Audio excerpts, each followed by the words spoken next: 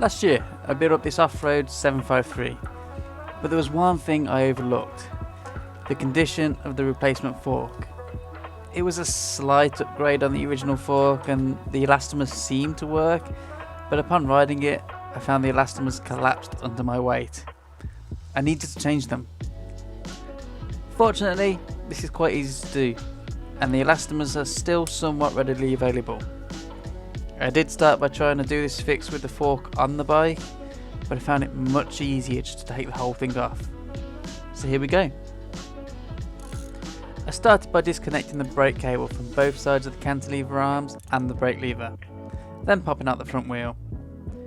Before I took the whole fork out, I decided to look at the elastomers, so using a 22mm socket, I carefully undid the plastic top caps. You can see how degraded the original elastomers look. They're pretty firm and are starting to disintegrate. I'm going to have to take the fork off to get them out easily. One 6mm bolt for the stem, and then two 36mm spanners for my 1 1/8 inch headset, and the fork is out. Excuse the mess, but I'm about to make some more. The elastomers in the right side of the fork were especially dry and crumbly, and most just fell out. With the fork fully compressed, I managed to reach inside with some needle nose pliers and grab the rest of the stack out. At the bottom of the stack though are some plastic spacers, and they're a little tricky to reach. The easiest way I found to scoop them was with an old spoke. I managed to flip the spacer, hook the bend of the spoke in the hole, and pull them out. I wanted to separate the fork completely to give everything a good clean, but for this you need a long and skinny tool, a 5mm Allen key or socket to be precise. I managed to just about get away with using this long T-style Allen key, as my 5mm socket was just a bit too wide. With the bolt out of each side, you can just pull the fork apart. Back on the bench, and it's time to take out the rest of the pieces, sliding off the boots and dropping out the bolts and collars from the bottom. Each side should have one bolt, one long collar with a spring attached, a small spacer, and an O-ring holding the bolt in place. There is one last thing left deep down in the lowers, and that's a plastic bump stop. I just wanted to get this out so I could clean everything fully, so I used the Allen key and the old spoke again to try and hook and scoop out the bump stop. Everything can then get a good clean. I wiped down all the plastic parts with a rag to get any of the old grease off, and took apart the elastomer stacks and wiped down the plastics.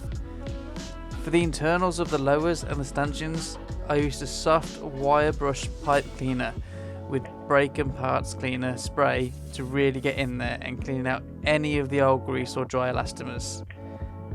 I made sure I wiped down the internals after with a rag too, just to make sure they were properly clean.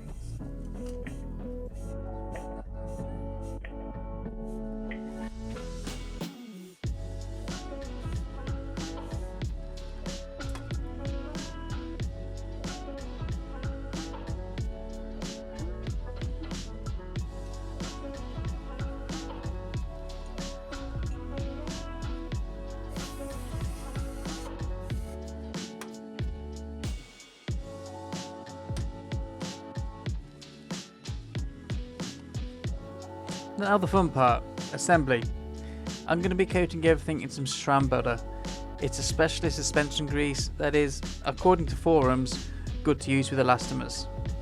Using the wrong kind of grease or lube on your elastomers can cause them to break down prematurely, and the supplier of these elastomers, link in the description, does recommend using a good quality silicone or PTFE grease. The first thing to go back in are the bump stops. All greased up, they're a bit of a tight fit, but I managed to knock them in using the long Allen key. While I was in there, I also applied some SRAM butter to the seals at the top of the lowers. Next, I slide on the boots to the stanchions and dropped in the bolt and collar collection to each side.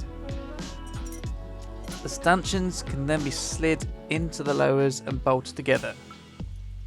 Again, I just about managed this with my T-shaped Allen key.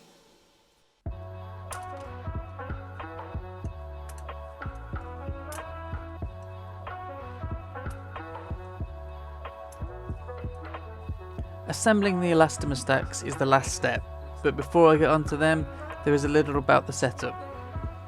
These replacements can be found on eBay if you're in the UK, and the seller will customise them to your weight. The original stack had 2 red and 3 blue elastomers per side, but I have no idea what rating those are. My new ones are a mix of red and yellow. Yellow elastomers are soft and should go on the bottom of the stack, and red are medium. I was also supplied with 1 pair of blue elastomers, which are firm, in case I wanted to add those to the top of the stack. Assembling everything is easy enough. Just lube up the elastomers and clip the stacks together. Slide them into the fork, making sure you pull the fork up to full length, and then screw on the top caps.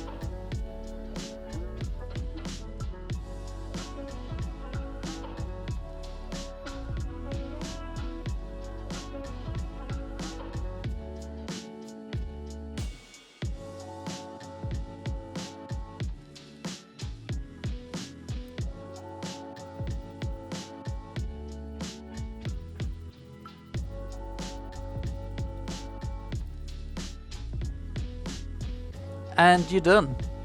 Refit the fork to the bike, making sure the headset, stem and brakes are adjusted properly, and enjoy a fully refreshed fork. I hope you enjoyed this little video. I love bringing these old parts back to life, and as you saw on the bench, there are a few more lined up, so subscribe if you want to see them. Thanks for watching, and happy riding.